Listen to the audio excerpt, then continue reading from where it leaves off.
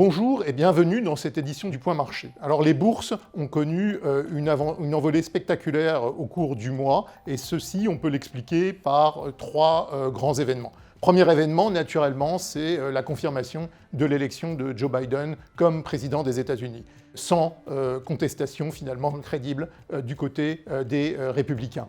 Et sur la période récente, la confirmation de son élection s'est accompagnée de la nomination des principaux membres de son cabinet. Alors on retiendra en particulier la nomination de Janet Yellen comme secrétaire au Trésor, c'est-à-dire comme ministre des Finances des États-Unis. C'est une personnalité très connue, évidemment, du monde de la finance, puisqu'elle a été présidente de la Réserve fédérale sous Obama. Elle est particulièrement crédible, elle est très pragmatique, très appréciée à la fois des radicaux dans le camp démocrate, mais également des membres modérés du Parti républicain. Et donc ça préannonce probablement une approche bipartisane. Deuxième nomination très importante, celle de John Kerry comme délégué spécial, envoyé spécial du président des États-Unis sur la politique climatique. En pratique, John Kerry aura le rang de ministre, ce sera le ministre de l'énergie et de la transition climatique.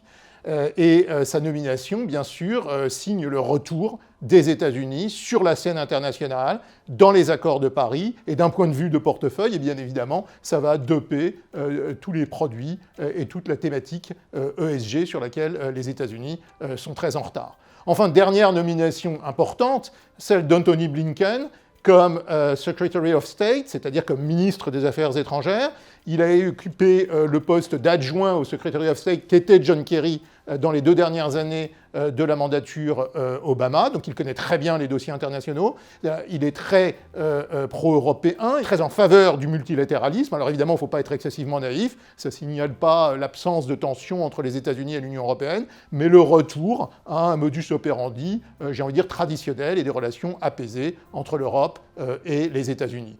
Et dans l'ensemble, la nomination de son cabinet confirme une approche centriste sur le plan intérieur et le retour des États-Unis sur la scène internationale. Alors ceci dit, je signalerai simplement une chose, c'est que tout n'est pas encore joué du côté de la politique économique aux États-Unis, puisque le Sénat est toujours en jeu, il y a 2 postes à pourvoir, on connaîtra l'issue de ces élections le 5 janvier. Selon toute vraisemblance, les républicains conserveront leur majorité au Sénat, mais il existe une petite chance pour les démocrates de saisir les 2 postes, et évidemment, ceci changerait les perspectives de politique budgétaire. Mais dans l'ensemble, on s'attend à une politique fiscale expansionniste, à une approche beaucoup plus modérée, et au retour du multilatéralisme, ce qui est évidemment quelque chose qui a soutenu les bourses. Alors le deuxième événement qui a retenu l'attention des marchés, c'est bien évidemment tout ce qui a trait aux annonces de vaccins. Ça a d'abord été l'annonce faite par Pfizer-BioNTech, puis celle de Moderna, enfin celle d'AstraZeneca, qui signale finalement l'arrivée d'un vaccin, probablement en fin d'année, début d'année prochaine. Ces vaccins vont d'abord être limités pour les personnes qui en ont le plus besoin, c'est naturellement les personnels de santé, les personnes les plus âgées, les personnes qui sont fragiles. On ne peut pas tabler raisonnablement sur une vaccination de l'ensemble de la population avant la fin 2021.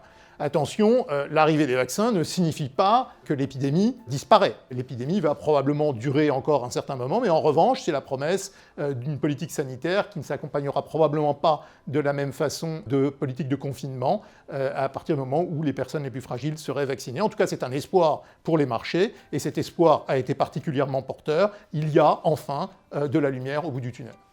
Enfin, un troisième événement a retenu l'attention des marchés. Il s'agit de la signature, le 15 novembre, d'un partenariat économique global régional en Asie entre 15 pays de la région. En pratique, la Chine, le Japon, la Corée, l'Australie, la Nouvelle-Zélande et les 10 pays de l'ASEAN que sont le Vietnam, l'Indonésie, la Thaïlande, les Philippines.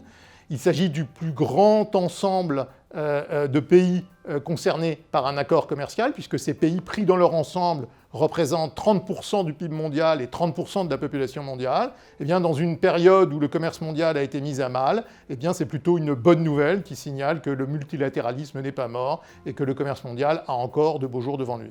Alors du côté des marchés, ce sont naturellement les bourses qui ont le plus retenu l'attention, avec une performance de l'Eurostoxx 600, l'indice phare de la bourse européenne qui a grimpé de plus de 15%. Les valeurs les plus décotées ont même bénéficié d'une augmentation d'à peu près 20%. Vous avez la bourse américaine, le S&P 500 qui a monté de quasiment 11% sur le mois et il revient très nettement en territoire positif depuis le début de l'année. La bourse japonaise qui a monté à peu près de 12% et la plupart des bourses asiatiques qui ont connu des performances de l'ordre de 15 à 20%.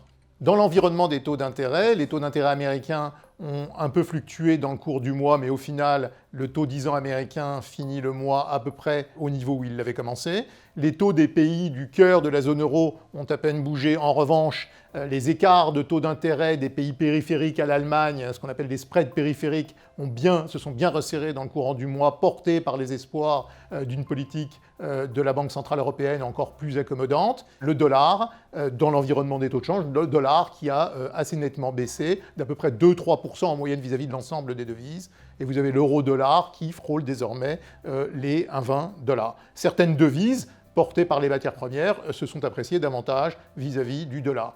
Du côté des matières premières, on signalera que le pétrole a grimpé de façon assez nette avec les espoirs de reprise de la demande globale. Vous avez le prix du pétrole qui est désormais proche de 48 $ pour ce qui est du prix du Brent. Et vous avez l'or dans cette phase de retour finalement vers les actifs risqués qui a nettement baissé, passant de plus de 1 900 $ l'once à moins de 1 800 $ l'once dans le courant du mois. Alors dans cet environnement, à quoi faut-il s'attendre ? Les investisseurs au mois de novembre se sont très nettement repositionnés sur les actifs risqués et sur les matières premières. Ceci dit, l'exposition au risque dans les portefeuilles est toujours très inférieure à ce qu'elle était avant l'épidémie. Les investisseurs vont sans doute se focaliser dans les semaines et les mois qui viennent sur les problèmes logistiques d'acheminement, de stockage des vaccins, qui sont l'élément clé finalement derrière l'exposition aux actifs risqués. Mais le contexte est un contexte économique favorable. Par-delà les fluctuations conjoncturelles qu'on va connaître, puisqu'on va connaître une contraction de l'activité économique au 4e trimestre en Europe, les États-Unis connaîtront peut-être un trou d'air au 1er trimestre en lien avec l'épidémie. Si on se projette à un horizon un peu plus long, on a une reprise de l'activité économique dans la plupart des pays, et qui plus est, des banques centrales qui promettent de maintenir des politiques accommodantes pendant encore longtemps. Donc ça va maintenir les taux d'intérêt à un niveau très faible, les liquidités très abondantes, et ça, en plus de la reprise cyclique, c'est un facteur additionnel de soutien aux actifs risqués, et en particulier aux valeurs cycliques, aux valeurs qui ont été les plus décotées dans le courant de cette crise. Dans l'ensemble, vous l'aurez compris, on peut encore connaître quelques à-coups de marché en raison des fluctuations conjoncturelles, mais le cycle est porteur pour les actifs risqués. Restez néanmoins prudents. Rendez-vous au point marché du mois prochain. Bonne fête de fin d'année.